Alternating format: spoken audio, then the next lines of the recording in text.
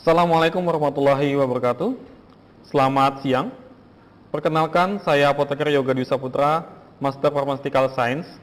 Saya dosen Akademi Farmasi Indonesia Yogyakarta, program studi Diploma 3.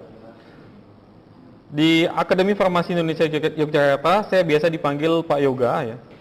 Pada kesempatan ini, saya akan menjelaskan tentang teknik mengajar saya, kegiatan pengajaran yang selalu saya lakukan di bidang ilmu farmasi, khususnya di rumpun ilmu manajemen farmasi. Salah satu mata kuliah yang saya ampuh adalah farmasi rumah sakit dengan bobot SKS sebanyak 2 SKS dengan durasi waktu 100 menit. Pada mata kuliah ini berjumlah 16 kali pertemuan dengan pembagian 7 kali pertemuan sebelum UTS atau ujian tengah semester, kemudian 1 kali pertemuan untuk ujian tengah semester, 7 kali pertemuan sebelum ujian akhir semester, dan 1 kali pertemuan untuk ujian akhir semester. Mata kuliah ini menjelaskan tentang struktur organisasi di rumah sakit, struktur organisasi instalasi farmasi rumah sakit, klasifikasi rumah sakit, kemudian menjelaskan tentang instalasi farmasi rumah sakit, komite farmasi dan terapi di rumah sakit, kemudian formularium rumah sakit, pengelolaan sediaan farmasi, bahan medis habis pakai dan alat kesehatan di rumah sakit, kemudian dagu sibu atau dapatkan, gunakan, simpan dan buang obat dengan benar, dan gema cermat, gerakan masyarakat cerdas menggunakan obat, kemudian produksi sediaan farmasi di rumah sakit, dan pharmaceutical care di rumah sakit.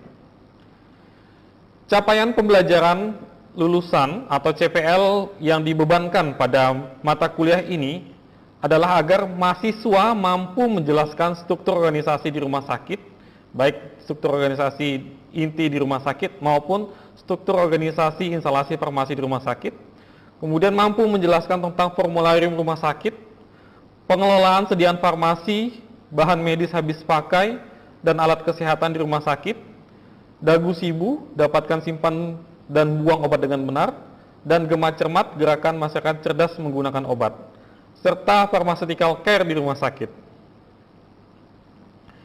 Metode pembelajaran yang saya gunakan pada perkuliahan yang saya ampuh, yaitu saya menggunakan metode delivery interactive evaluation, di mana delivery ini dapat dilakukan dengan menyampaikan bahan tayang atau PowerPoint, bisa juga berupa video pembelajaran, modul dan atau buku referensi yang dengan metode daring atau online lainnya, termasuk video conference. Referensi yang saya gunakan dalam mata kuliah ini bersumber dari berbagai sumber ya, yang utamanya adalah Undang-Undang atau Peraturan Menteri Kesehatan Republik Indonesia terkait dengan standar pelayanan kefarmasian di rumah sakit, serta tentang klasifikasi rumah sakit, serta buku manajemen obat di rumah sakit karangan Profesor Dr. Satibi, Universitas Gadjah Mada, dan juga buku lainnya. Kemudian interaktif dapat dilakukan dengan melalui diskusi dan tanya jawab dengan metode daring atau online melalui media Zoom ataupun WhatsApp group. Diskusi yang dilakukan pada setiap perkuliahan ini baik pada saat saya menyampaikan materi ataupun pada saat mahasiswa menyampaikan presentasi.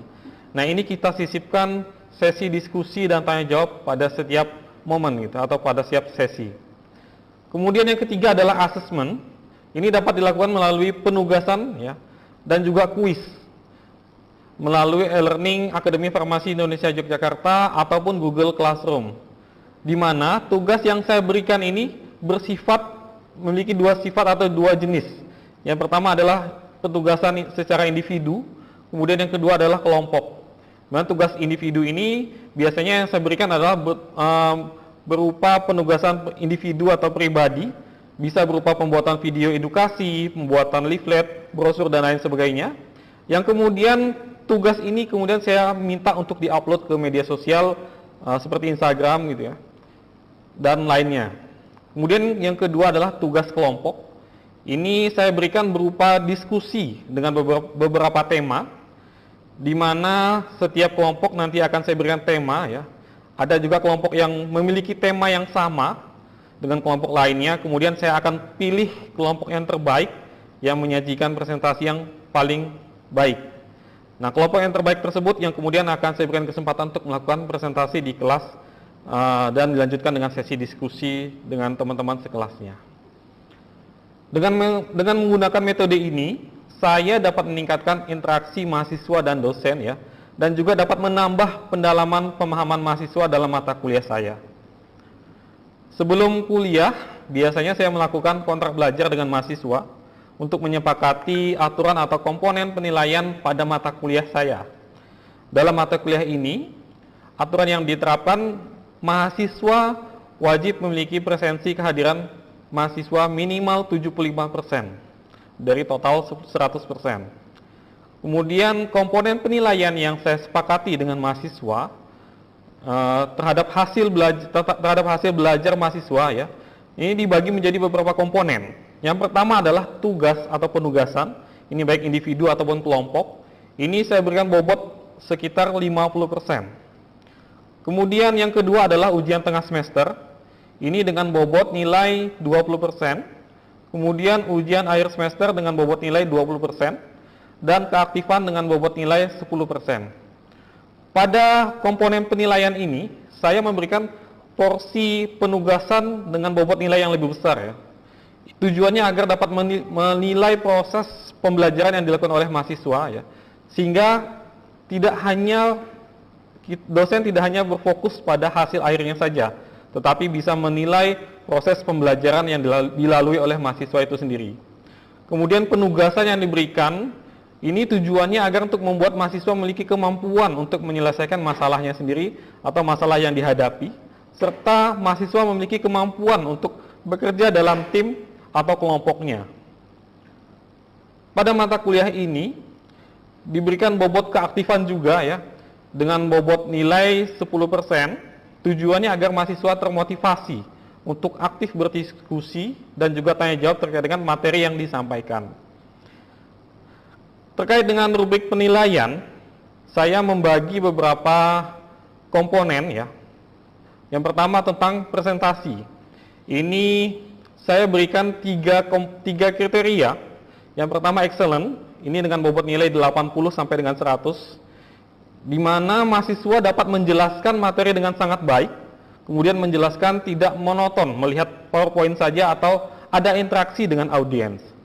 Kemudian average dengan bobot nilai 70 sampai 80, di mana mahasiswa menjelaskan materi dengan cukup baik, kemudian menjelaskan tidak monoton melihat PowerPoint saja, tetapi tidak ada interaksi dengan audiens. Kemudian yang ketiga adalah limited, di mana bobot nilainya 60 sampai dengan 70, dengan kriteria mahasiswa menjelaskan materi dengan kurang baik ya, kemudian menjelaskan dengan monoton dan hanya melihat PowerPoint saja dan tidak ada interaksi. Kemudian yang kedua ada komponen penilaian penampilan dan sikap, yang dimana excellent ini saya berikan kriteria penampilan dan sikapnya sangat baik. Kemudian average, penampilan dan sikapnya cukup baik, dan limited, penampilan dan sikapnya kurang baik. Kemudian yang kedua, saya membuat rubrik penilaian untuk makalah atau tugas yang dibuat oleh mahasiswa, di mana ada beberapa kriteria.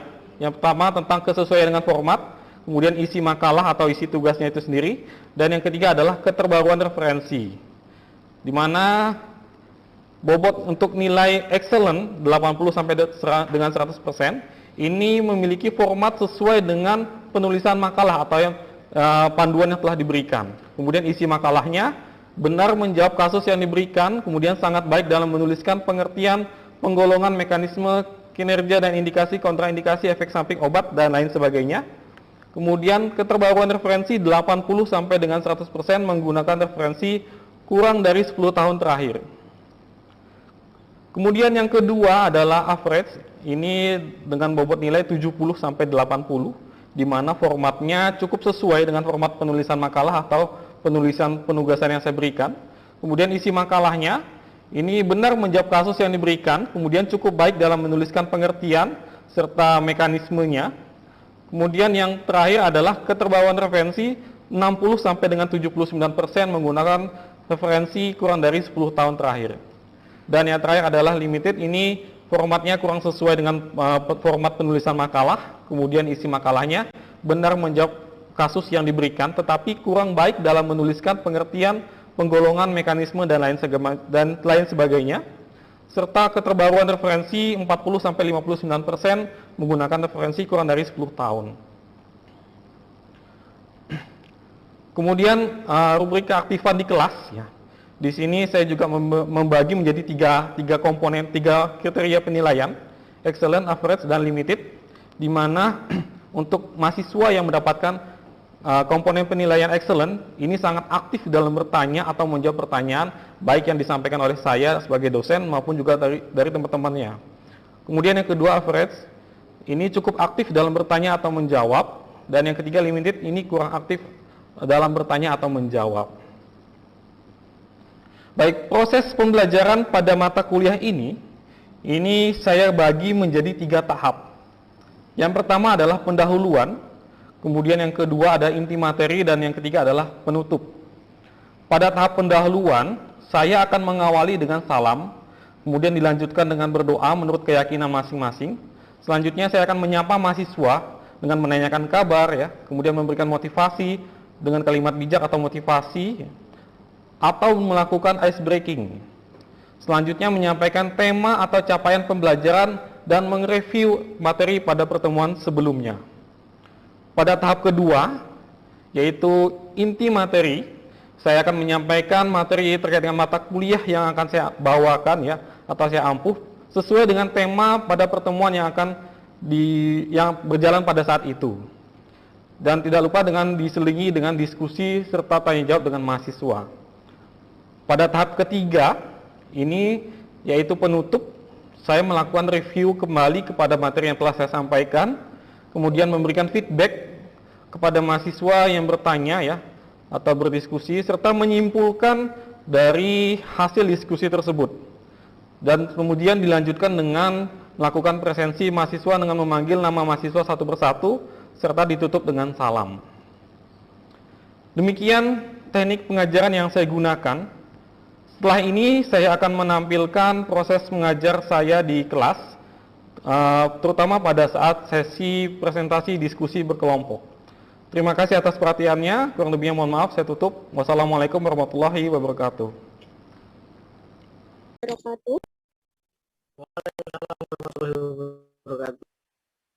Kami dari kelompok 3 mau mempresentasikan diskusi kami tentang penerimaan dan penyimpanan. Lanjut, Mas. Yang disusun oleh Frida Indar Oktaviani, Nurul Ikawati, Sabrina Apriliani, Wanu Suryanto, dan Yuflini Bangu. Penerimaan.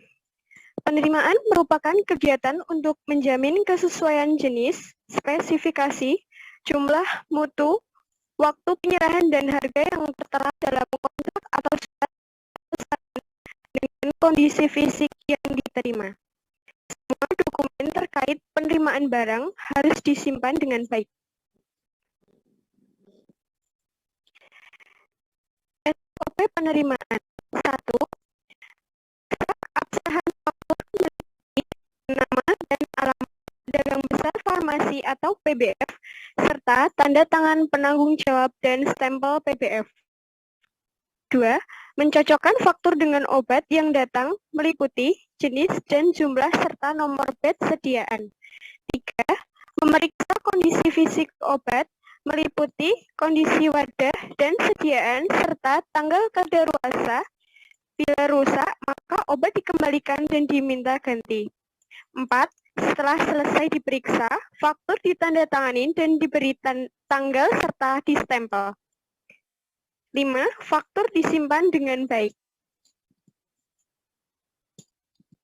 Penyimpanan. Penyimpanan harus dapat menjamin kualitas dan keadaan sediaan farmasi, alat kesehatan, dan bahan medis habis pakai sesuai dengan persyaratan kefarmasian. Persyaratan kefarmasian meliputi persyaratan stabilitas dan keamanan, 2. Sanitasi. 3. Cahaya. 4. Kelembaban. 5. Ventilasi. 6. Penggolongan jenis sediaan farmasi, alat kesehatan, dan bahan medis habis pakai. Instalasi farmasi harus dapat memastikan bahwa obat disimpan secara benar dan diinspeksi secara periodik. Berikut adalah gambar dari contoh penyimpanan.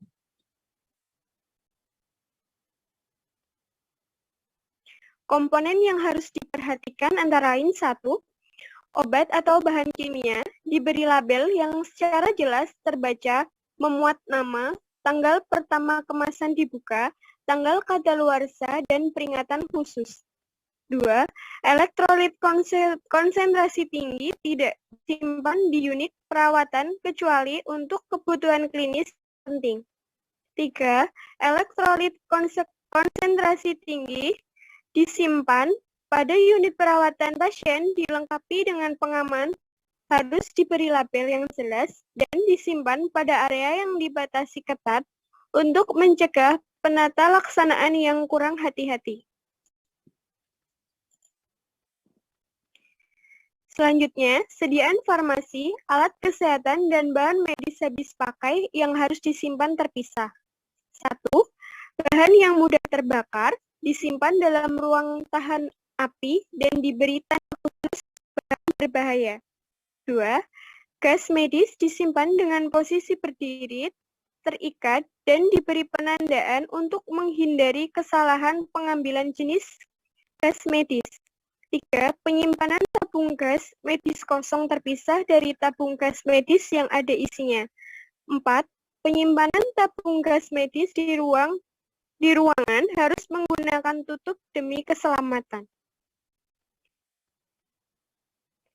Selanjutnya, metode dan ketentuan umum penyimpanan.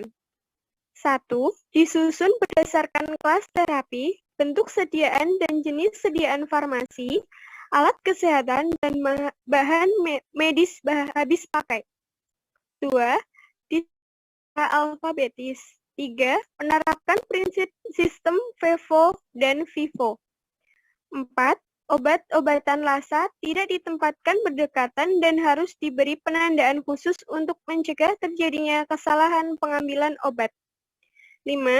Tersedia sistem pendingin yang dapat menjaga suhu ruangan.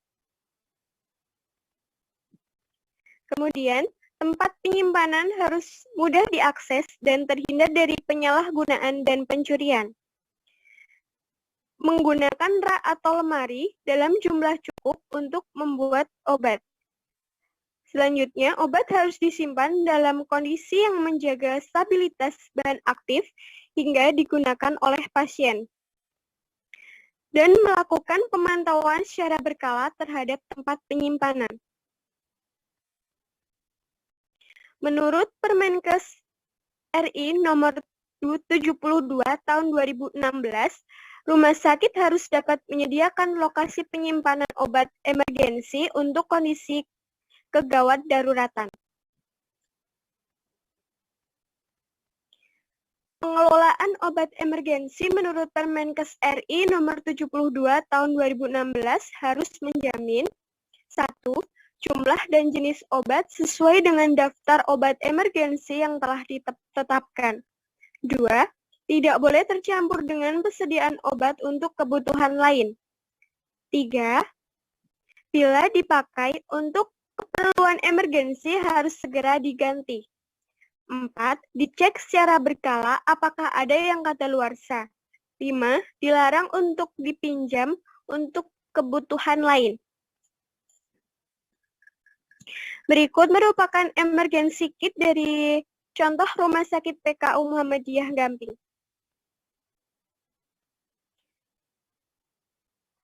Berikut merupakan referensi dari tugas penyimpanan dari kelompok kami. Terima kasih. Mungkin dari teman-teman ada yang mau ditanyakan. Terima kasih. Wassalamualaikum warahmatullahi wabarakatuh.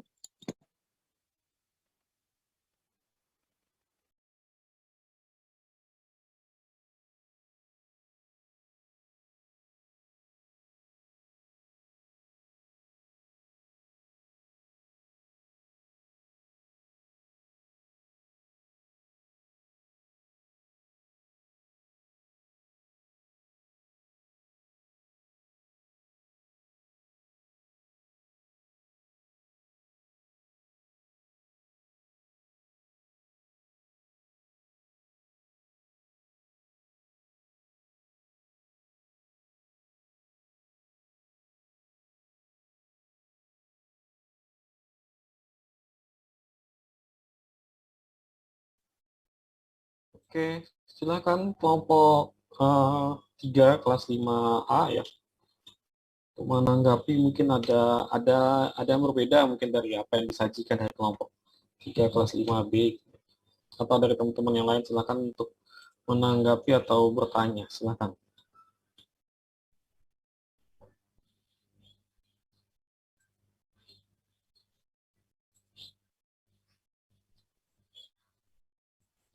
Nanti akan ada nilai keaktifan ya untuk teman-teman yang di sini yang bertanya atau diskusi ya.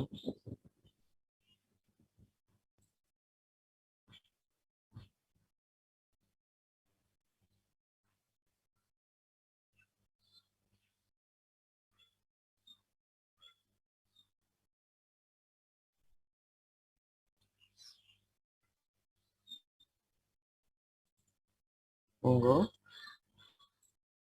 silahkan.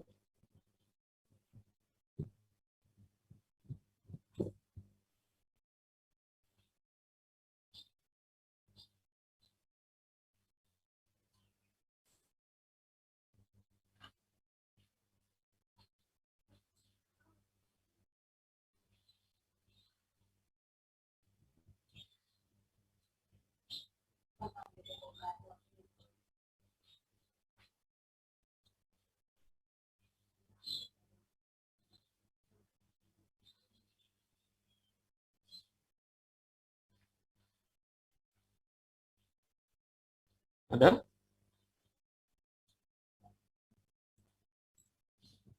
Oke, kalau tidak ada mungkin akan saya review ya. Terima kasih untuk kelompok penyaji untuk presentasinya. Ini akan saya review untuk materi yang disampaikan tentang penerimaan.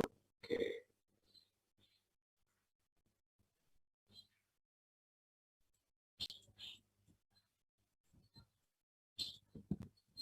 Oke, sudah lihat ya materinya ya. Oke, tadi tentang penerimaan ya, apa sih penerimaan gitu ya? Penerimaan dan pemeriksaan merupakan salah satu bagian dari kegiatan pengadaan agar obat yang diterima sesuai dengan jenis, jumlah, dan mutunya. Ya, berdasarkan dokumen yang menyertai dilakukan oleh panitia penerimaan yang salah satu anggotanya adalah tenaga farmasi. Pemeriksaan mutu obat dilakukan secara organoleptis, khusus pemeriksaan label dan kemasan perlu dilakukan pengecekan terhadap tanggal kadaluarsa, nomor batch, dan uh, obat terhadap obat yang diterima. Nah, jadi di sini disebutkan bahwa penerimaan ini dilakukan oleh panitia penerimaan yang salah satu anggotanya ada tenaga farmasi. Kenapa disebutkan tidak disebutkan oleh langsung saja diterima oleh tenaga farmasi gitu ya? Kenapa harus disebutkan oleh diterima oleh panitia penerimaan? Nah, di sini biasanya umumnya untuk rumah sakit besar, ini saya sampaikan waktu pertemuan yang sebelumnya. Jadi di sana ada namanya unit sendiri ya. Kalau yang pernah saya pengalaman saya PKPA atau PKL gitu ya di Rumah Sakit Sarjito ada namanya ULPBJ. Unit layanan penyedia barang dan jasa ULPBJ gitu ya. Jadi istilahnya kalau di rumah sakit besar nanti ada namanya ULPBJ 1, ada ULPBJ 2.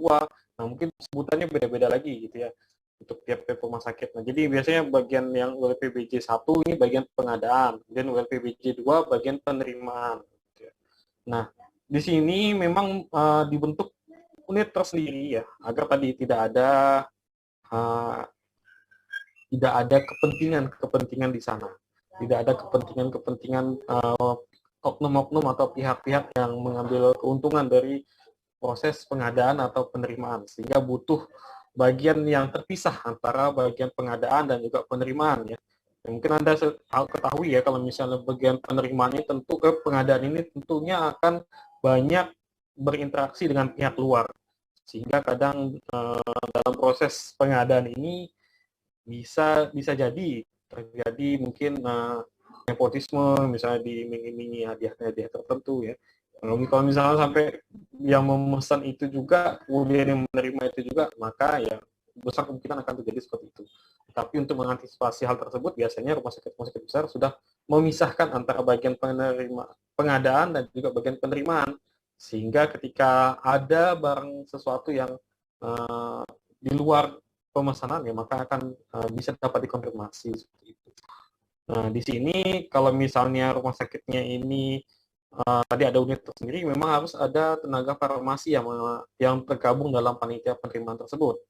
Tetapi mungkin untuk rumah sakit kecil biasanya langsung gitu ya, langsung di instalasi farmasi yang menerima, tapi memang bagiannya berbeda, bagian gudang misalnya. Kalau bagian pengadaan, bagian di instalasinya gitu ya. Jadi merupakan orang yang berbeda gitu ya.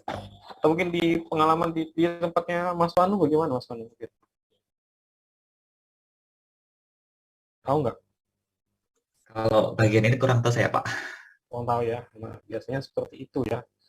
Jadi ada bagian penerimaan. Oke, bagaimana sih proses penerimaan di rumah sakit gitu ya? Tentu akan ada pengecekan. Di sini yang perlu Anda cek yang pertama kali, ya, nanti akan ada Anda berhubungan dengan dokumen faktur gitu ya. Faktur adalah dokumen yang kita terima dari salesnya atau dari kurir pengantar barangnya tadi itu. Nah, jadi hal pertama yang harus dilakukan adalah pengecekan antara faktur dan juga surat pesanan. Nah, jadi dilihat nih antara faktur dan surat pesanan ini apakah ada yang berbeda, apakah sudah sesuai semua gitu ya. Apabila ada yang berbeda, misalnya ada obat yang kosong atau tidak tersedia, biasanya dari PBF ini melampirkan faktur atau dokumen penolakan gitu ya. Jadi ada istilahnya dokumen penolakan yang menyatakan bahwa obat yang dipesan di awal ini ternyata kosong gitu ya. Nah, tapi apabila semua antara faktur dan juga surat pesan ini sudah lengkap gitu ya, sudah lengkap, maka tidak langsung dilanjutkan dengan pemeriksaan dari barangnya gitu ya. Oh ya, ini mungkin tadi yang minggu lalu sempat terlupa ya, surat pesanan. Surat pesanan ini ada pada proses pengadaan. Ya. Di surat pesanan ini ada 5 jenis. Ya, jadi harus Anda ingat ya, surat pesanan ada 5 jenis. Yang pertama surat pesanan reguler, ini digunakan untuk obat-obat bebas terbatas, obat tradisional, obat keras gitu ya, yang bukan termasuk dalam psikotropik atau narkotika. Ini biasanya satu rangkaian. Kemudian yang kedua ada namanya surat pesanan untuk obat-obat prekursor. Nah, ini surat pesanan digunakan untuk obat-obat yang mengandung zat prekursor gitu ya. Ini biasanya rangkapnya 2 juga gitu ya, atau 3 biasanya, 3 sih biasanya. 3, rangkap 3. Kemudian yang ketiga ada surat pesanan psikotropik. Ini digunakan untuk obat-obat yang mengandung psikotropik. Ini menggunakan rangkap 3. Kemudian ada namanya surat pesanan untuk narkotika. Nah, ini untuk obat-obat narkotika dan hanya digunakan untuk satu jenis narkotika saja ya, jadi tidak bisa digunakan untuk beberapa obat narkotika. Dan ini yang mungkin yang sedikit keliru yang pernah saya ajarkan mungkin di mata kuliah manajemen farmasi. Jadi untuk surat pesanan narkotika ini rangkapnya 3, bukan rangkap 5. Ini kemarin saya juga baru ngehnya waktu kakak tingkat Anda melakukan ujian kompetensi gitu ya. Waktu tryout ini ada soalnya ditanya berapa rangkap untuk SP narkotika. Jadi sudah saya cek di Permenkes di undang-undang tentang narkotika bahwa surat pesanan untuk narkotika adalah 3 rangkap, bukan 5 rangkap, minimal 3 rangkap. Nah, kemudian yang terakhir adalah surat pesanan untuk OOT, obat-obat tertentu. Oke, kita lanjutkan lagi. Tadi sudah dilakukan pemeriksaan antara faktur dan juga surat pesanan, maka Anda harus mengecek kondisi fisik dari obatnya itu. Jadi dilihat antara faktur dan juga barang yang datang sudah sesuai atau belum. Jadi harus dicek ya, jumlahnya, nama obatnya, ukurannya, dan segala macamnya. Dicek kesesuaian antara faktur dan juga fisiknya. Nah, ketika sudah disesuaikan, sudah cocok nih, kemudian Anda lihat obatnya ini kondisinya sudah sesuai atau tidak. Gitu ya. Kemudian khusus pemeriksaan label dan kemasan perlu dilakukan pengecekan terhadap tanggal kadaluarsa.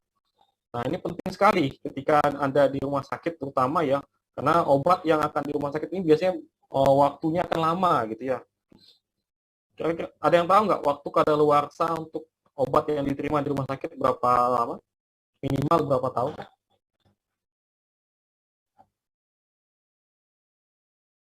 Ada yang tahu?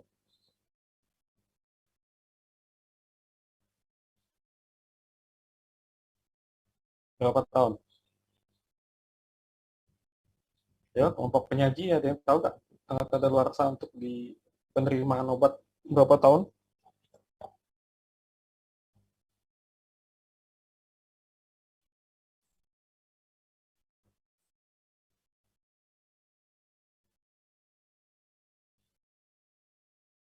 Nggak tahu?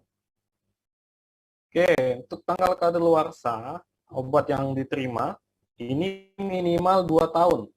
Jadi ketika obat ini harus misalnya diterima tanggal sekarang ya.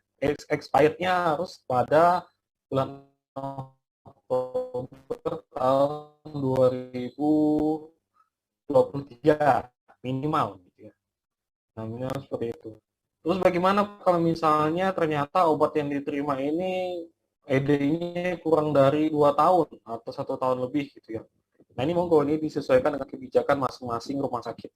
Apabila dirasa obat yang diterima ini merupakan obat-obat fast moving, ya, yang cepat interaksinya, ya, cepat kurang dari 2 tahun. Tapi misalnya obat yang diterima ini ternyata slow moving, ya, jarang penggunaannya, ya, maka harus dipastikan harus diterima obat yang minimal expirednya 2 tahun. Apakah semua obat harus 2 tahun gitu? Nah, ada beberapa sediaan yang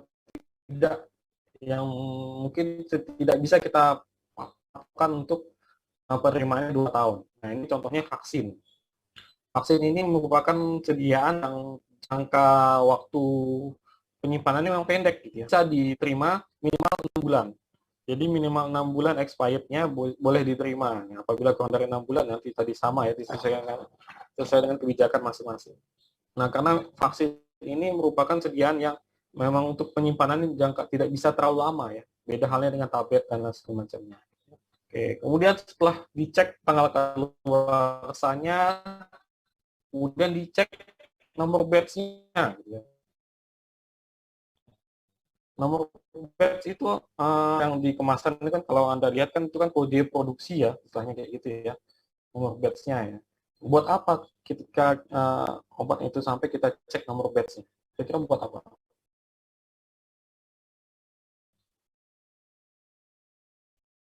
Fungsinya apa nomor batch itu?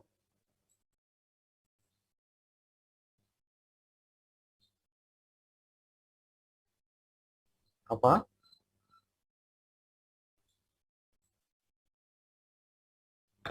Ada yang tahu fungsinya apa untuk nomor batch?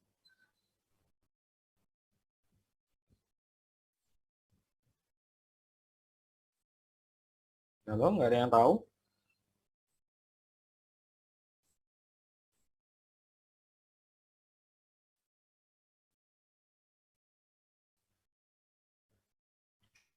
Sebagai penanda, Pak. Penanda apa, Mbak? Penanda misalnya jika ada suatu masalah pada suatu produk yang dihasilkan, maka akan mudah untuk menelusuri. Betul ya. Jadi nomor batch ini sebagai penanda juga supaya ketika terjadi sesuatu pada produk yang kita terima, ya, kan kita tidak bisa memperkirakan ya apakah produk yang kita terima ini aman atau tidak. Ya, pernah banyak-banyak kejadian ya yang ternyata telah digunakan muncul reaksi yang tidak diinginkan ya sampai harus diusut ke kepolisian gitu. Nah, jadi nomor batch ini sebagai penanda ketika ada kesalahan dari pabriknya gitu, industri farmasi, bahwa obat yang diproduksi dengan nomor batch sekian ternyata keliru, salah memasukkan bahannya gitu. Nah, ini kita bisa menelusurinya, obat-obat ini ada di tempat kita atau tidak. Gitu. Dan juga nomor batch ini berguna ketika obat-obat yang kita kelola ini misalnya sudah mendekati kadaluarsa. Biasanya kan rumah sakit atau apotek biasanya meretur obat-obatnya itu ke PBF-nya lagi. Nah, biasanya untuk mengecek antara faktur dan juga kemasannya itu dilihat nomor batch-nya. Jadi tahu, oh ini nomor batch sekian ini kita pesan dengan PBF ini gitu pada tanggal berapa sudah ada keterangannya di situ. Bagaimana bagaimana tindakan ketika misalnya nomor batch yang tertera di faktur dan juga nomor batch yang ada di kemasan berbeda? Apa yang harus kita lakukan?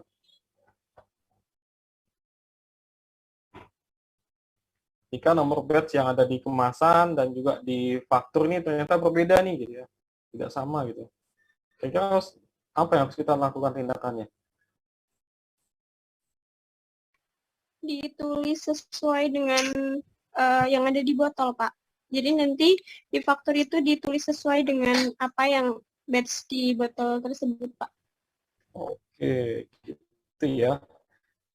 Jadi ketika kita menemukan ada kemasan yang tidak sesuai nomor faktur dengan yang faktur gitu ya, nomor batch-nya dengan nomor faktur, cukup digaris, kemudian kita tulis nomor faktur yang ada di kemasan obatnya itu. Kemudian jangan lupa diminta tangan dari salesnya yang mengantarnya gitu. Ya, ketika misalnya terlihatnya di arah dari dia ya,